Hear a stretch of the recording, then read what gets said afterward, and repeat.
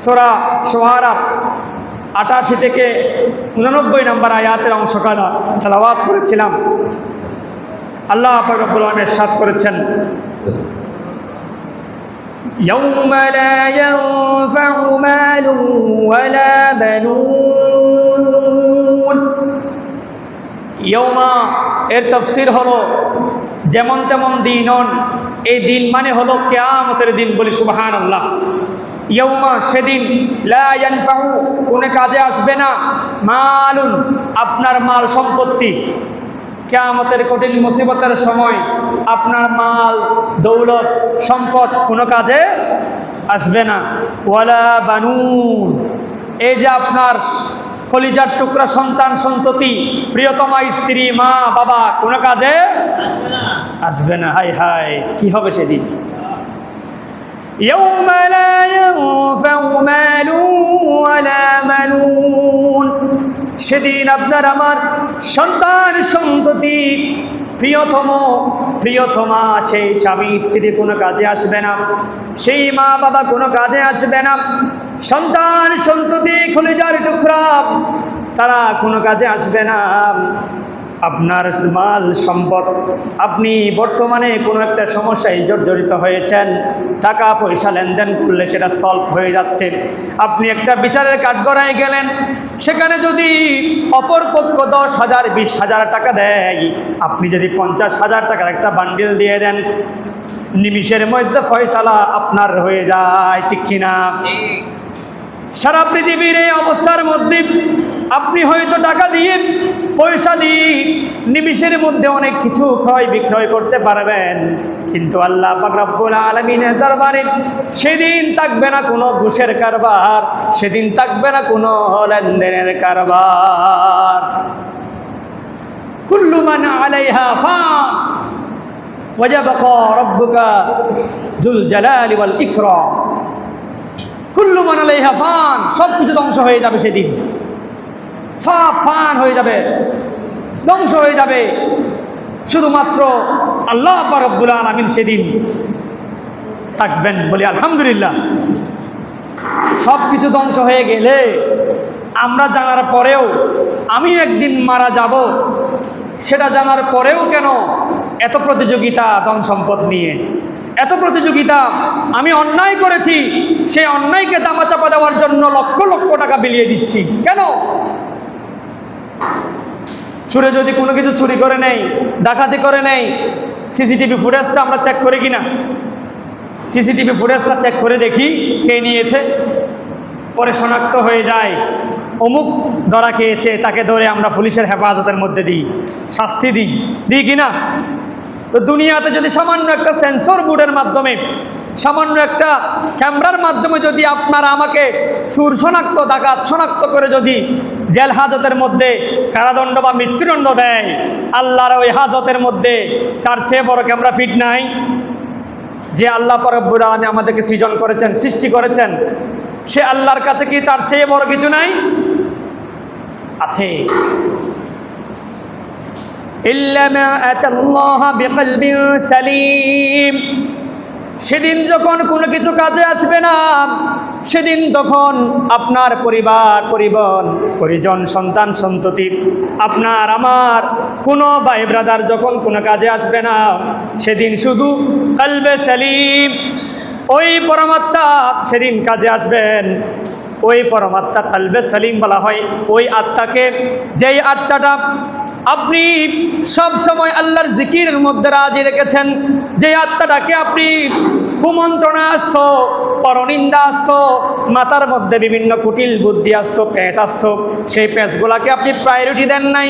এই আপনি নফসটাকে সেই দিন আল্লাহর দরবারে প্রায়োরিটি দেওয়ার কারণে সেদিন যার যত বেশি এই নফসটা পবিত্র থাকবে, সেদিন আল্লাহর দরবারে সে তত বেশি কাছে যাবে। সুবহানাল্লাহ। তাহলে কি বুঝলেন? দুনিয়ার কোনো কিছু সেদিন সুযোগ আছে? আল্লাহ আমার কোটি টাকার সম্পত্তি আছে, নাও না আল্লাহ, তোমার দরবারে, তোমার রাজ দরবারে দিয়ে দিলাম, তুমি ফকির মিসকিনদেরকে দান করে দাও, এই উসিলায় আমাকে মাফ করে দাও। করবে? আল্লাহ বলবেন দুনিয়া তো বাম হাতের খেলা, ডান হাতের খেলা, পকেটে দিয়ে দিয়েছ, অনেক কিছু তো করেছ, কাজ নাই, কাজ হলেও হয়েছে, কিন্তু আমি আল্লাহর দরবারে কোনো সুযোগ নাই। সেদিন একটাই সুযোগ আছে, সেটা কি? কলবে সালিম, যে পরমাত্মা, যে আত্মার মধ্যে আপনি কখনো, যে নফসকে আপনি কখনো কষ্ট দেন নাই, খারাপ কোনো কিছু চিন্তা করেন নাই, শিরিক করেন নাই, বড় কোনো ধরনের বেদাতের সাথে আপনি জড়িত হন নাই, সেই কলবে সালিমটা আপনার আমার মুমিনের প্রিয় অন্তর। বলি সুবহানাল্লাহ। তাহলে মুমিনদের প্রিয় অন্তর, আমরা যাদেরকে মুমিন বলি, কোরআনের ভাষায় ইয়া আইয়ুহান নাস, ইয়া আইয়ুহাল্লাযীনা আমানু, অনেক ধরনের ভাষা আল্লাহ পাক ব্যবহার করেছেন। তাহলে প্রশ্ন আসতে পারে না, কেন আল্লাহ তাআলা কিছু জায়গায় হে মানুষগণ, কিছু জায়গায় হে ইমানদারগণ, হে কাফেরগণ কেন বলেছেন? বুঝতে হবে। মানুষজন যখন বলেছেন, মক্কার আল্লাহ রাসূল সাল্লাল্লাহু আলাইহি ওয়াসাল্লাম মক্কা জীবনী এবং মাদিনা জীবনী দুইটা ভাগ ছিল। মক্কা জীবনীর ক্ষেত্রে আল্লাহ রাব্বুল আলামিন যখন বলতেন, রাসূল করিম সাল্লাল্লাহু আলাইহি ওয়াসাল্লামকে যখন মুখ দিয়ে বের করতেন, তখন হে ইয়া আইয়ুহান নাস, হে মানুষগণ বলে সম্বোধন করা হতো। কারণ তখন তো ইসলামের দাওয়াত শুরু হওয়া মাত্র, সকল মানুষ থাকতে পারে। সেখান থেকে যখন মদিনা জমিনে তাশরীফ নিলেন, মদিনায় যত সূরা অবতীর্ণ হলো, সব সূরার শুরুতে ইয়া আইয়ুহান নাস আর হয় নাই।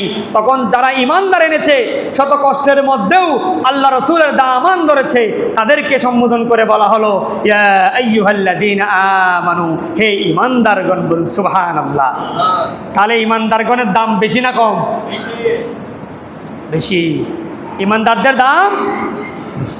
এখান থেকে আরেকটা জিনিস সাবিত হয়, আল্লাহ রাব্বুল আলামিন সমস্ত মানুষকে যখন মানুষগণ হিসেবে সম্বোধন করতেন, যারা ঈমান এনেছে, ইসলামের ছায়াতলে আছে, সমস্ত রুলস রেগুলেশন মেনটেন করে চলে, যাদের জীবন প্রণালীগুলো খুব সুন্দর, তাদেরকে আল্লাহ তাআলা মুমিন আমানু বলে, মুমিনদার বলে সম্বোধন করে ইজ্জত দিয়েছেন। আমাদের মধ্যেও অনেক মানুষ এখানে আছি, কিন্তু সকল কি মেম্বার হতে পারে? সকল কি চেয়ারম্যান হতে পারে? সকল কি প্রধানমন্ত্রী হতে পারে? সকল কি প্রতিনিধি হতে পারছে? পারে নাই। আল্লাহ হয়তো যাদেরকে বিভিন্ন ক্রাইটেরিয়ার মধ্যে দেখেও শ্রেষ্ঠত্ব দান করেছেন, প্রতিনিধি হওয়ার যোগ্যতা দিয়েছেন, তাদেরকে দান করেছেন, ঠিক কিনা? এই সাবেত কোথায় আসলো? ইয়া আইয়ুহাল্লাযীনা আমানু থেকে এই দায়িত্বটা আসছে। তার মানে এই দায়িত্বটা যেমন তেমন দায়িত্ব না, এটা আল্লাহ প্রদত্ত একটা দায়িত্ব। বলি সুবহানাল্লাহ। যদিও বা ইলেকশন বা সিলেকশন বলেন, সেটা একটা মাধ্যম মাত্র। বলি সুবহানাল্লাহ। আল্লাহর পক্ষ থেকে অনেক বড় নিয়ামত। আল্লাহ রাসূল সাল্লাল্লাহু আলাইহি ওয়াসাল্লাম ইরশাদ করেছেন, বুখারী শরীফের 52 নম্বর হাদিস এবং মুসলিম শরীফের মধ্যে 3949 নম্বর হাদিসের মধ্যে ইরশাদ ফরমায়েছেন, আলা ওয়া ইন্না ফিল জাসাদি মুদগাতান, জেনে রাখো, ফিল জাসাদি মুদগাতান, তোমার দেহের মধ্যে একটা মাংসের টুকরা আছে, ছোট্ট একটা টুকরা আছে, মাংস আছে। ইযা সালাহাত সালাহাল জাসাদু কুল্লুহু, যখন এই ছোট্ট মাংসপিণ্ডটা, রক্তপিণ্ডটা, মাংসপিণ্ডটা যখন অসুস্থ হয়ে যায়, সমস্ত শরীর অসুস্থ হয়ে যায়। আবার ওই মাংসপিণ্ডটা যখন সুস্থ থাকে, তোমার সমস্ত শরীর সুস্থ থাকে। সুবহানাল্লাহ। ওয়া ইযা ফাসাদাত ফাসাদাল জাসাদু কুল্লুহু, সমস্ত শরীর ভালো থাকে। আপনার এই ছোট্ট মাংসের টুকরোটাকে বলা হয় বাম দুধের 2 আঙ্গুল নিচে, এই জায়গার মধ্যে যেখানে দপ দপ দপ দপ করে একটা আওয়াজ হচ্ছে, একটা কম্পন সৃষ্টি হচ্ছে, উপলব্ধি হচ্ছে, এই জায়গাটাকে বলা হয় নফস তথা কলব, কলব তথা আত্মা। বলি সুবহানাল্লাহ। এই আত্মাটা যার ঠিক, তার পুরো শরীর ঠিক। এই নফসটা যার বেঠিক, তার পুরো শরীর থাকলেও বেঠিক। বলি নাউজুবিল্লাহ। তাহলে হাদিস দ্বারা কি বললাম? আলা ওয়াহিয়া কলব। আল্লাহ রাসূল সাল্লাল্লাহু আলাইহি ওয়াসাল্লাম স্পষ্ট করে বলেছেন, ওই মাংসপিণ্ড, ওই মাংসের টুকরাটা হলো কলব। বলি সুবহানাল্লাহ। হৃদয় বা আত্মা যেটাকে বলি আমরা। তাহলে এই গোশতের টুকরাটাকে আমাদেরকে ঠিক রাখতে হলে আমাদের করণীয় কি? অবশ্যই করণীয় আছে না? আছে। এই মাংসপিণ্ডটাকে ঠিক রাখার জন্য আমাদের করণীয়, আমরা মুসলিম শরীফের 6310 নম্বর হাদিসের দিকে যদি একটু যাই, ইন্নাল্লাহা লা ইয়ানজুরু ইলা আজসাদিকুম ও আমার বান্দারা, তোমাদের অনেকের শরীর অনেক বড়, ভালো একটা শরীর, যে শরীরের মধ্যে কোনো রোগ ব্যাধি নাই, সুন্দর সুস্থ একটা শরীর, টকবকে যুবক। ও আমার যুবক ভাইয়েরা, আবার অনেকে দেখা যায় অনেক সুন্দর, অনেকে দেখা যায় অনেক নিগ্রু বা কালো, আবার অনেকে আছে শ্যামবর্ণের, আবার অনেকে লম্বা চওড়া, আবার অনেকে আছে বাটি, অনেকে অনেক হরেক রকম থাকার পরেও আল্লাহ পাক রব্বুল আলামিন আপনার আমার সেই লম্বা বাটি কালো সাদা সেগুলা দেখবেন না। কি দেখবেন? ইন্নাল্লাহা লা ইয়ানজুরু ইলা আজসাদিকুম, আল্লাহ পাক রব্বুল আলামিন এত সুন্দর অবয়ব থাকার পরেও সেই অবয়বের দিকে তাকাবেন না। ওয়ালা ইলা সুওয়ারিকুম, তোমার দেহ আকৃতি কেমন সেটাও দেখবেন না। ওয়ালাকিন ইয়ানজুরু ইলা কুলুবিকুম, তোমার আমার এই দুই আঙ্গুল নিচে যে একটা কলব আছে, যে একটা নফস আছে, সেই নফসের দিকে আল্লাহ পাক রব্বুল আলামিন ফুতরতি চক্ষু দ্বারা দেখে আছেন। সুবহানাল্লাহ। কলবের দিকে দেখে আছেন, আমার আপনার চেহারার দিকে না, ঠোঁটের দিকে না, সকল অঙ্গ প্রত্যঙ্গের কোনো দিকে না।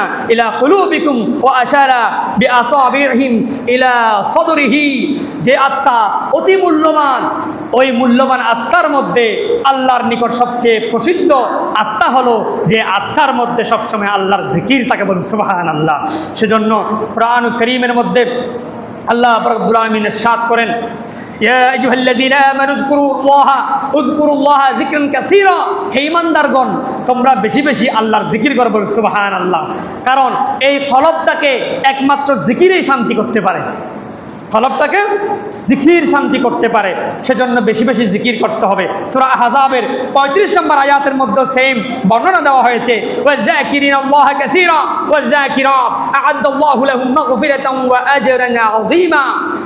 জিকিরকারী মুমিন মুমিনা নর নারী অতিরিক্ত জিকির করার কারণে আল্লাহর সন্তুষ্ট এমন পেয়ে যায়, মাগফিরাতান ওয়া আজরান আযীমা, আল্লাহর পক্ষ থেকে সে শিরিক, বড় ধরনের শিরিক ছাড়া জীবনে যত ধরনের গুনাহ করেছে সব গুনাহ আল্লাহ ক্ষমা দিয়ে তাকে জান্নাত হিসেবে, পুরস্কার হিসেবে জান্নাত লিখে দেন। বলুন সুবহানাল্লাহ।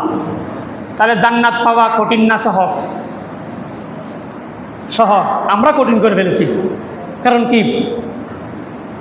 তাকবীরে তাহরিম, আল্লাহু আকবার বলে নিয়ত করতেছি, তাকবীর মানে তাকবীর ধ্বনি, তাহরিম মানে হারাম, দুনিয়াদারি বলে হারাম করে দিয়ে আল্লাহর দিদারের জন্য আল্লাহু আকবার বলে আমরা নিয়ত করতেছি, আলহামদুলিল্লাহি রাব্বিল আলামিন, আল্লাহর প্রশংসা দিয়ে শুরু করতেছি, লাস্টে গিয়ে বলতেছি গায়রিল মাগদুবি আলাইহিম ওয়ালা, হে আল্লাহ আপনি ওই পথভ্রষ্টদের কাতারে আমাকে নিয়েন না যারা দলিন, পথভ্রষ্টদের কাতারে।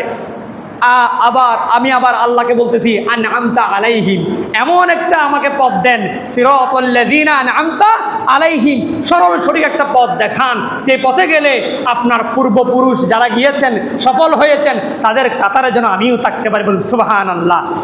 তো লাভ কি? আপনি নামাজে আসলেন, মসজিদে আসলেন, আল্লাহকে তাকবীরে তাহরিম সব কিছু ভুলে গিয়ে আল্লাহকে কানে ধরে সুপর্দ করলেন, আল্লাহ আমি যত অপরাধ করেছি মাপ চাইলাম, আমি আল্লাহ আপনার দরবারে দাঁড়িয়ে নামাজের নিয়ত করলাম, নামাজ পড়লাম, বের হলেন, আবার সেই আগের মানুষ আপনি হয়ে গেলেন, আবার সেই ঘুষ খাচ্ছেন, আবার সেই সুদ খাচ্ছেন, আবার আপনি আরেকজনের মাথার মধ্যে আঘাত করতেছেন, আবার আপনি আরেকজনের ঘরের বাড়ি ভেঙে দিচ্ছেন, আবার আপনি আরেকজনের আইলকে বাঁকা করে দিচ্ছেন, আবার আপনার মনের মধ্যে যে শয়তানি কুমন্ত্রণা আছে সব কিছু সেরে আবার আসতেছেন মসজিদের মধ্যে। এই নামাজ কাজে আসবে? আসবে না। চিন্তা করে দেখেন, আল্লাহ বলেছেন কি, আমরা করছি কি?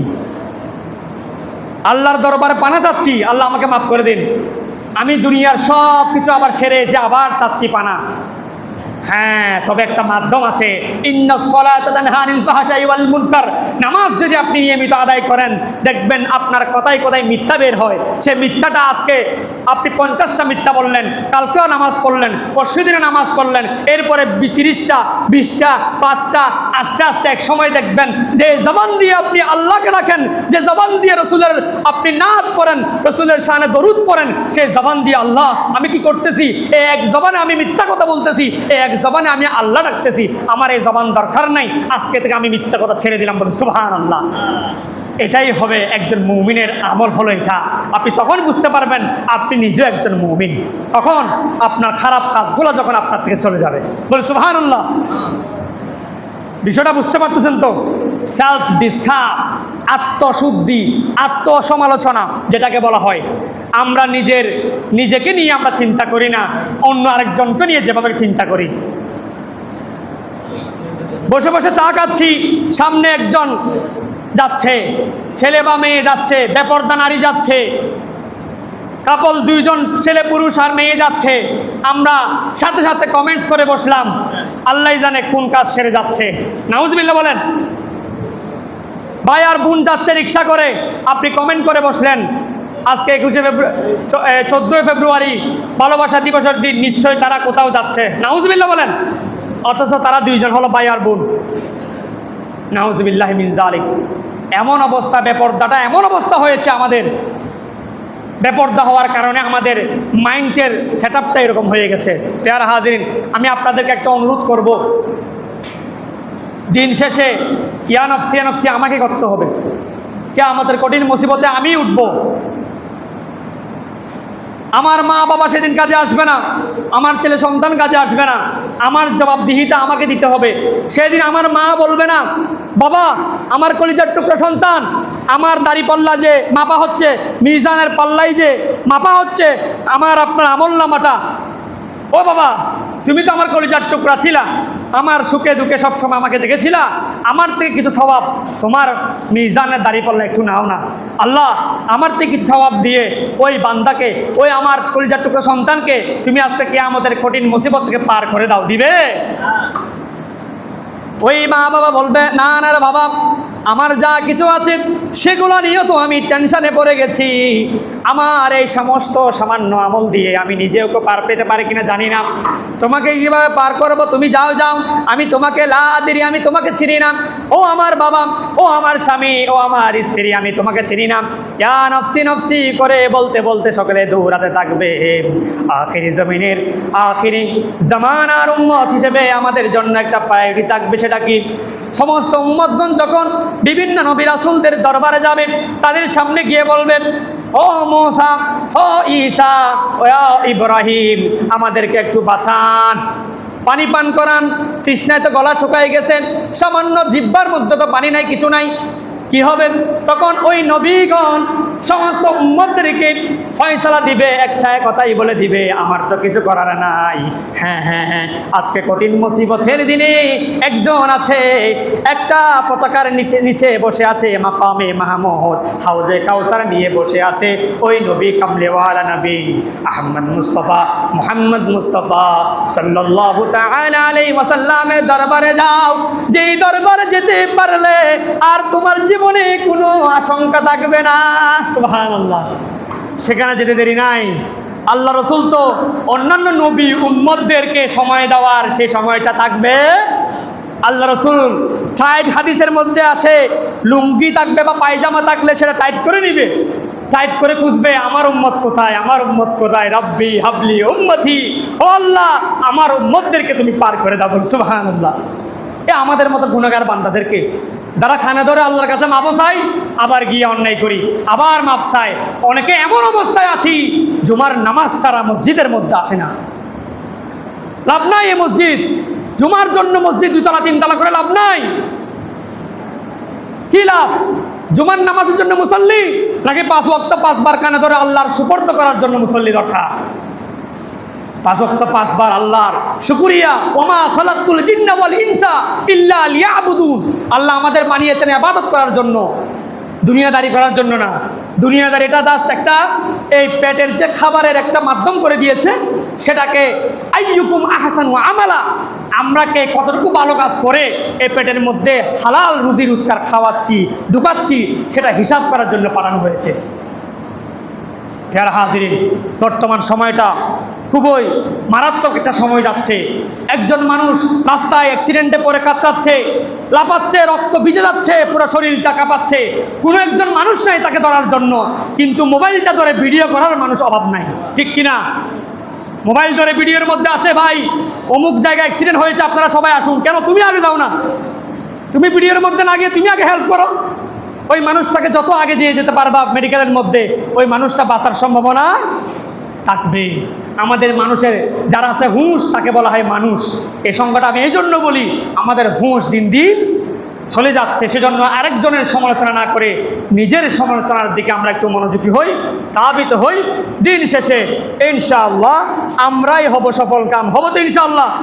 শেয়ার হাজিরিন, আমি আজকে এখানের ময়দান এই দায়ী হিসেবে আপনাদেরকে একটা জিনিস বলবো, সেটা হলো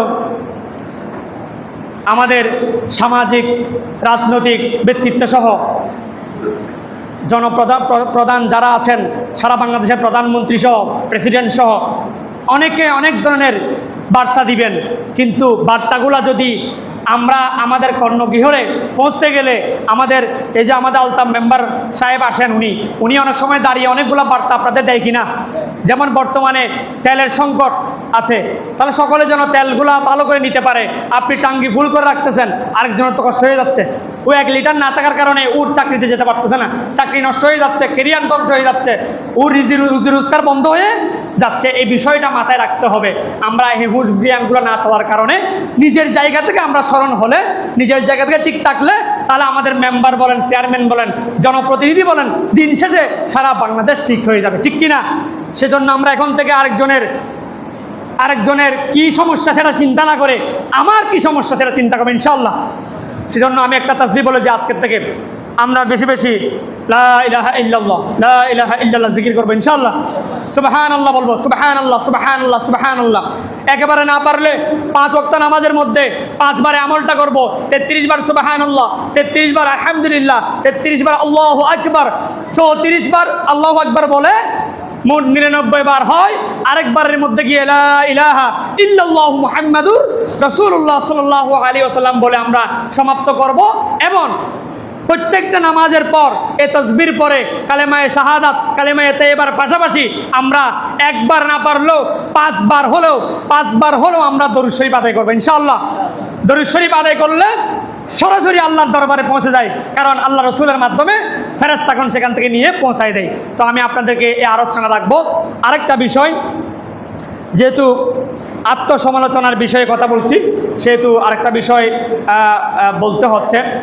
আমি যেহেতু স্পষ্টবাদী একজন মানুষ, সবসময় আপনাদেরকে অনেক বিষয় নিয়ে পুরা সপ্তাহে একটা নোট করে এসে আপনাদের সম্মুখে আলোচনা করার চেষ্টা করি।